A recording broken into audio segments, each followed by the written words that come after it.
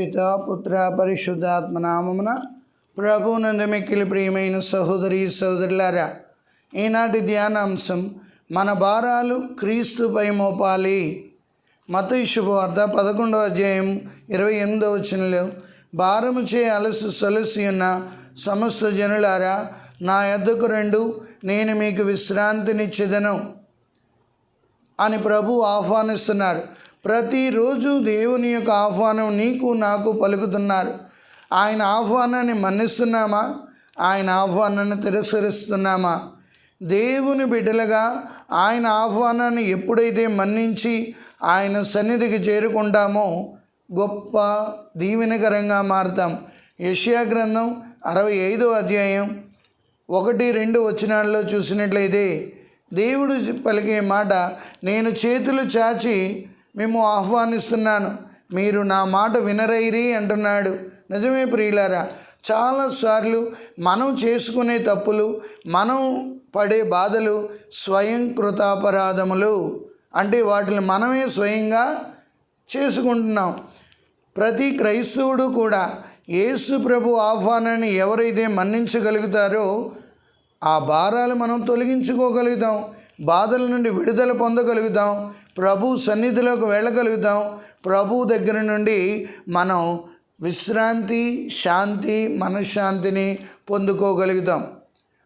ఒక ఫిల్మ్ చూసినట్లయితే సగం సినిమా అయిపోయేటికి విశ్రాంతి అని పెడతాడు. ఎందుకు అంటే ఆ సమయంలో జరిగిపోయినది ఏం జరగబోతుందో కూడా ఆలోచిస్తామని. ఆ బ్రేక్ టైంలో ఆ బిడ్డ రిలాక్స్ అవుతుంటాడు. అదే రీతిగా మనం ఒక సీరియల్ చూసినా, లేకపోతే ఒక బుక్ చదువుతున్నా పూర్తిగా మనం చదివేం, మధ్యలో విశ్రాంతి తీసుకుంటాం. ఎందుకంటే ఎప్పుడైతే విశ్రాంతి తీసుకుంటామో మనం రిలాక్స్ అయ్యి ఆలోచించడం మొదలెడతాం. అందుకే ప్రతిరోజు మనం ఈ టెన్షన్ లైఫ్లో అనుదినము కూడా మనం భారాలు మనం మోసుకుంటూ వెళ్ళిపోతున్నాం. పనుల భారం, రుణాల భారం, సమస్యల భారం, వ్యాధుల భారం, ఈ భారాలన్నీ మోస్తున్నాం ప్రియులారా. మోస్తున్నందుకే కీర్తన 37:5 చెబుతున్నాడు, నీ భారమును ప్రభువు మీద మోపుము, నీవు అతన్ని విశ్వసించినచో అతడు నీ కార్యములు సఫలీకృతము చేయును అంటున్నాడు.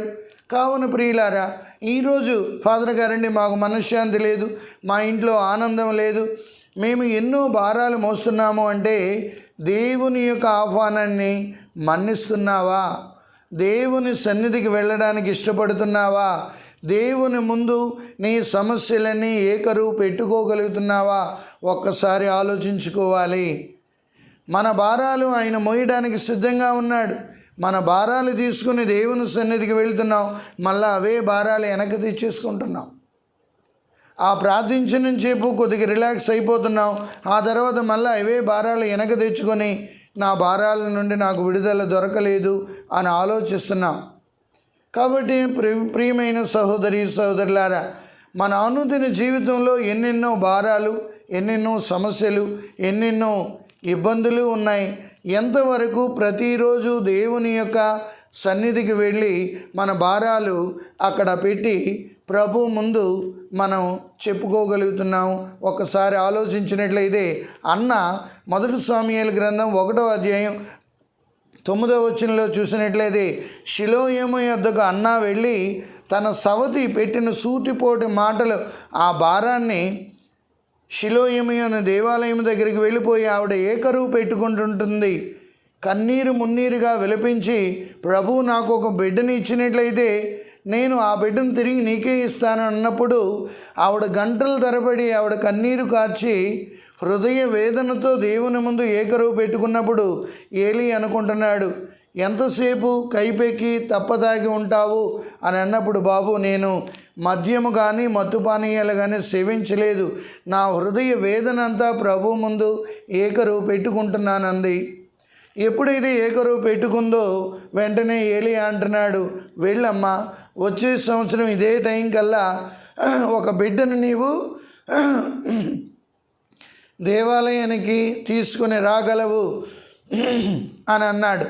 అదే నెరవేరింది. అందుకే దేవాలయం నుండి బయటలు తేరిన అన్న తన బాధనంతా విడిచిపెట్టింది. ప్రియులారా, నీవు నేను కూడా దేవుని యొక్క సన్నిధికి వెళ్ళి అన్నాలాగా ఎప్పుడైతే మొరపెట్టుకుంటామో మన భారాలన్నీ తొలగిపోతాయి, మన బాధల నుండి విడుదల కలుగుతుంది, మనం మళ్ళా ఆనందంగా తిరిగి ఇంటికి వెళ్ళగలుగుతుంటాం. అందుకే ప్రభు ఈరోజు ఆహ్వానం, మనం ఎల్లప్పుడూ ప్రతిరోజు ప్రభు ఆహ్వానాన్ని మన్నించి ఆయన సన్నిధికి వెళ్ళి ఆయన ముందు, ఆయన పాదాల ముందు మన భారాలు పెట్టి మన జీవితాన్ని ధన్యం చేసుకోవడానికి సిద్ధపడదాం.